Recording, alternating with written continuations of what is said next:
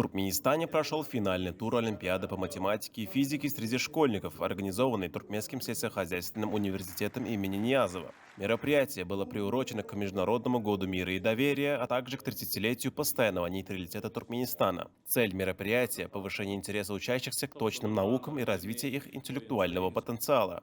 Олимпиада проводилась в 3 этапа. Первый тур прошел в начале апреля на базе школ, районов и городов, откуда по 3 лучших ученика были направлены во второй тур, который состоялся 8 апреля в формате видеоконференции с участием более 600 учеников из Ашхабада и Аркадага. Финальный тур прошел в библиотеке университета, где участникам было предложено 7 заданий, на выполнение которых отводилось 180 минут. Олимпиада проводилась в рамках реализации концепции совершенствования преподавания естественных и точных наук и концепции развития системы цифрового образования в Туркменистане. Как отметила Сельби Кабаева, ученица средней специализированной школы номер 3 с углубленным изучением английского языка в Балканабаде, Олимпиада была сложной, но интересной. Особенно понравились задачи по физике, которые требовали нестандартного мышления. Данное мероприятие поспособствовало выявлению талантливых учеников и стимулировало интерес к точным наукам.